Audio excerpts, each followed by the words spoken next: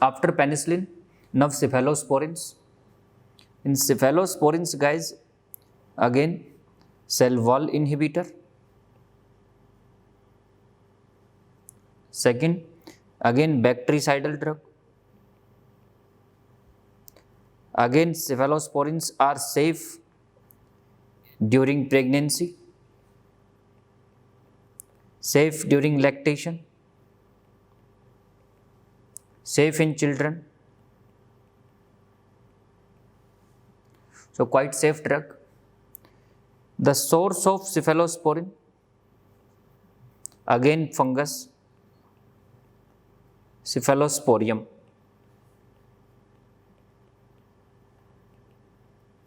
What is the mechanism? Similar to penicillins. Similar to penicillin. Now, there are 5 generations of cephalosporins. There are 5 generations of cephalosporins starting from the first to 5th generation. So, first generation to 5th generation cephalosporin.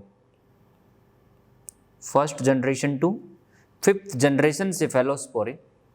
In this, in first generation cephalosporins, they are very effective for gram-positive cocci. But when going from first to 5th generation, the activity against gram-positive cocci, is either remains same or it is decreased. So in the next generation, from first to second, either the activity will be same or it will be less, but it is not higher. Most of the time it is decreased or it could be same. The activity against gram negative, don't just write the cocci, simply write the gram positive. Then the activity against gram negative,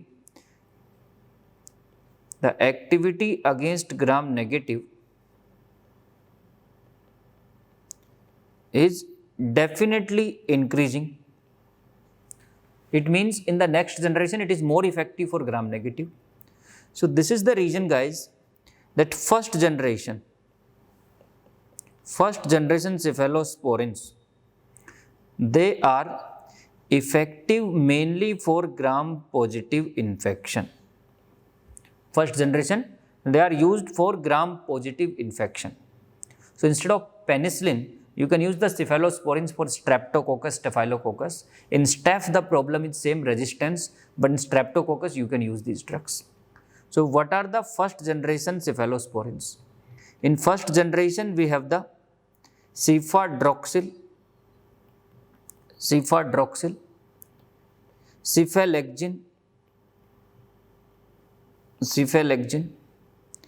cephalothin, cephaloridin, and cefazolin. These are the first generation cephalosporin: cefadroxil, cefalexin, cephalothin, cephaloridin, and cefazolin. Remember, guys, what is the important use of this class? In this class, the important drug which is used currently is cefazolin. It is the drug of choice for surgical prophylaxis. It is the drug of choice for surgical prophylaxis or surgical prosthesis. Drug of choice for surgical prophylaxis or surgical prosthesis. It is the drug of choice, cefazolin. But it is the injectable drug. Cefazolin is the injectable drug. So the cefazolin injection given before incision. It is given before incision. So before giving the incision, you can inject the drug cefazolin for surgical prophylaxis. Cefalexin can be given orally for this purpose. The oral drug for this is cefalexin. But if you ask me what is the overall drug of choice, then it is the cefazolin. Now, After this, otherwise they are not commonly used. After this, the second generation cephalosporin. After this, the second generation cephalosporins. First, what about the spectrum? The second generation, they are effective for gram positive, almost same.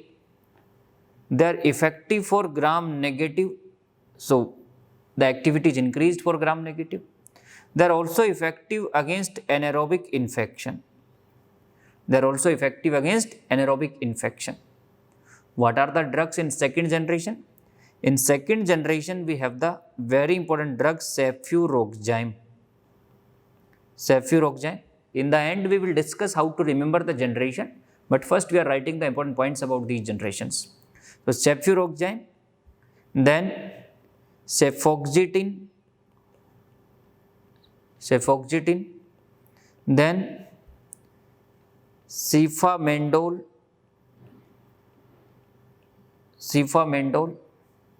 So, cefuroxime, cefoxitin, cefamendol and ceprozil. These are some important drugs in second generation. The commonly used drug is cefuroxime. It is available in the, mainly it is parenteral, but oral preparations are also available. So, cefuroxime is commonly used to treat the mixed infection. To treat the mixed infection, we use the cefuroxime, Ceftum. That Ceftum is cefuroxime. So, cefuroxime, cefoxitin, cefamendol, ceprozil and cefaclor like drugs are second generation cephalosporin. Remember guys, out of these, this cefoxitin, cefamendol, they are very effective for anaerobic infection. Cefamendol, there is risk of disulfiram reaction. There is risk of disulfiram like reaction. So, disulfiram like reactions risks in with out of the second generation, commonly seen with the cefamendol. Then, third generation cephalosporins. In third generation cephalosporins, guys, what about the spectrum first? They are effective for gram negative mainly. They have very less activity against gram positive. Then some of them are effective for anaerobes also, but not commonly, but mainly they are for gram negative infection. Which are the drugs? The first very important drug is ceftriaxone, monosef. Ceftriaxone is most important third generation cephalosporin. This ceftriaxone is drug of choice for enteric fever or typhoid fever. It is the drug of choice. But remember guys, it is injectable drug. So, ceftriaxone, it is the injectable drug of choice in enteric fever. It is drug of choice for gonorrhea.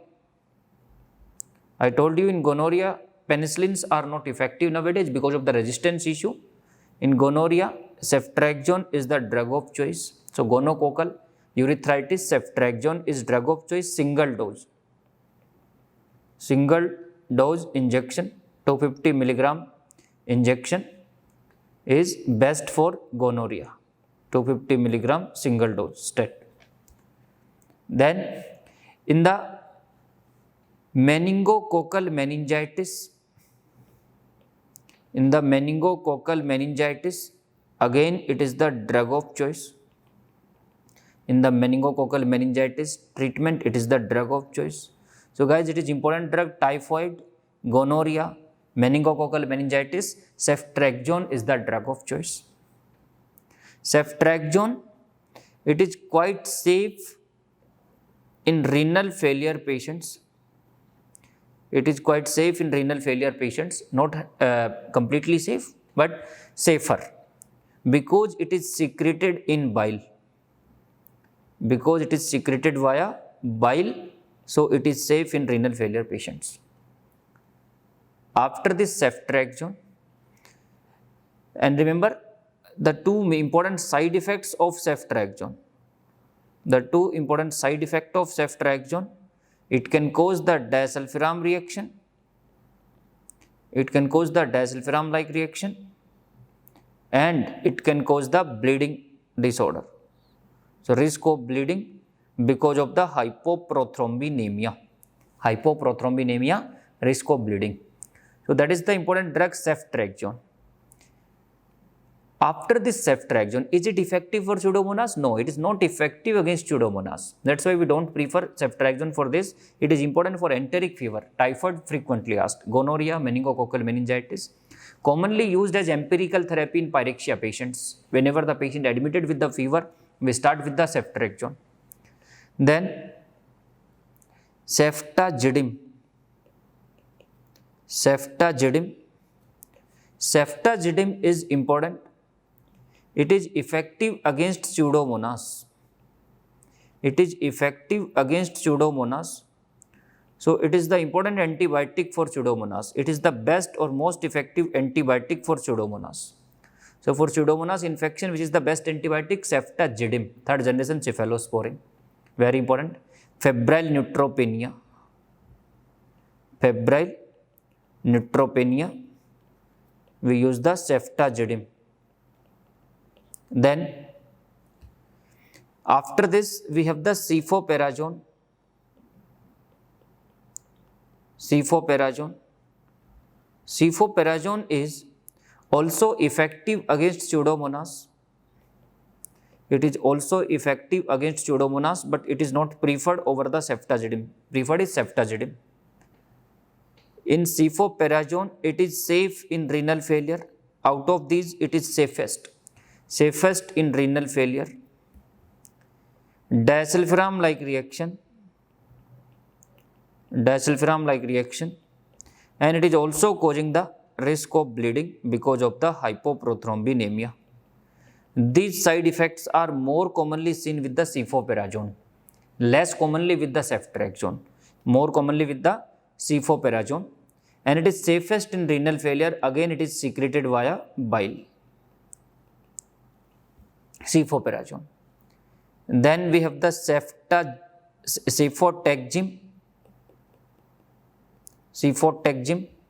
Cefotaxime is commonly used for meningitis. Very good effect in the brain in meningitis, but not a choice of drug. Then we have the cefixime. Cefodoxime.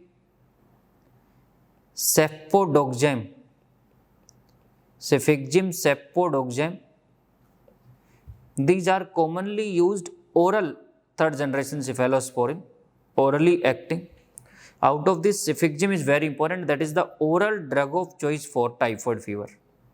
It is basically the alternative of injectable ceftriaxone, oral drug of choice in typhoid fever. Cefixime, important drug. Oral drug of choice for typhoid fever is cefixime. Now guys, after this third generation, we have the fourth generation cephalosporin.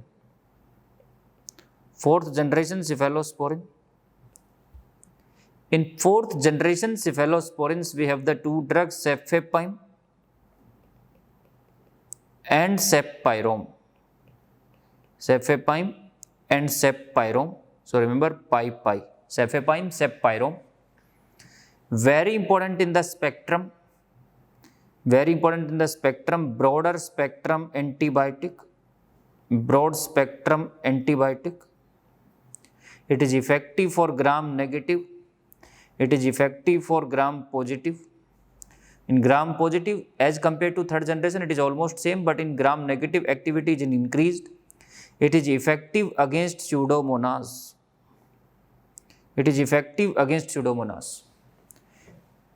Then, so it is important drug, fourth generation cephalosporins. They both are injectable drug, and they are commonly used for ICU patients in infection like Pseudomonas or mixed infection. Important drug nowadays, preferred antibiotic out of these. Then we have the fifth generation cephalosporin. In fifth generation, guys, we have the two again. One is ceftaroline, and the second important is ceftobiprole. So roll, ceftaroline, ceftobiprole. Fifth generation. The only advantage of fifth generation is that they are effective against MRSA. The only cephalosporins or the only beta-lactam which is effective against MRSA is fifth generation cephalosporins. Otherwise, we prefer the fourth generation and third generation. Now, guys, remember these cephalosporins are not effective. Cephalosporins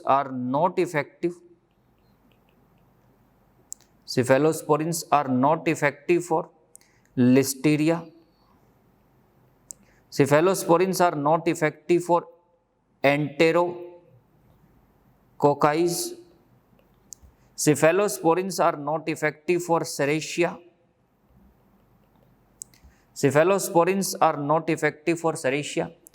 These are not effective for chlamydia, not effective for mycoplasma. So, cephalosporins are very good antibiotic, but they are not effective against listeria. They are not effective. Ampicillin is the drug of choice. Enterococci, vancomycin is the drug of choice. Serratia, nowadays we prefer the carbapenems. Chlamydia, mycoplasma, we prefer the macrolides. So, in this, the preferred is azithro. In this, the preferred is carbapenems. In this, the preferred is vanco and MP. And in this, the preferred is ampicillin. These are the drug of choices. Important question here. Then, what about the allergic risk? Same. Allergy, hypersensitivity and diarrhea. Same side effects are there. So, what are the side effects of cephalosporins? So, in the side effect of cephalosporins, it is same. So, what is the side effect? Same. There is risk of diarrhea. These are the common side effect. Diarrhea and allergy, hypersensitivity. Other some different side effects we have already discussed, like disulfiram-like reaction, hypoprothrombinaemia, that we have already discussed. So, remember guys, this diarrhea, again it is due to suppression of healthy flora.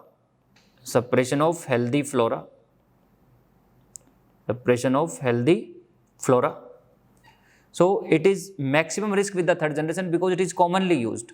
So, maximum risk with third generation cephalosporin. Why?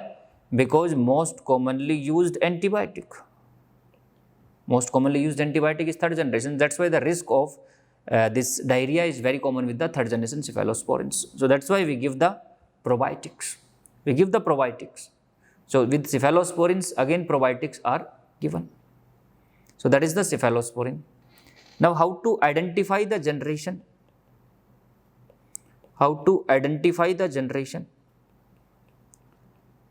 If the question is asked regarding the generation, then follow this rule. So, how to identify the generation? In generation, remember, first you need to find the fifth generation and fourth generation.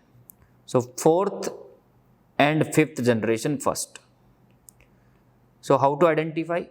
Fourth generation means pi and fifth generation means roll. So, first see the fourth generation, then fifth generation. After that, see the first generation. In first generation, see the pH. If PH is not there, then see the IL. These two alphabets, PH or IL. It's not always together, maybe in the different location, but in the name you will see the PH and IL. After that, you need to remember the second generation. And remember, in this IL there is exception. The exception of IL is Cep-Progil. Cep-Progil, that Cep-Progil is second generation. So that is the exception. After that, second generation, in this you need to remember the names. So the only names you need to remember completely is the second generation. Rest of the all is third generation. Rest of the all is third generation. So there are so many names in the third generation, no need to remember the all. So first fourth, fifth, then first, then remember the second, and then rest of the all are third generation. So go through this sequence, you can identify the generation. कभी कभी question आ जाता है generation पे भी, तो आपको पता होना चाहिए how to rule out the other options, right? So this is about the cephalosporins.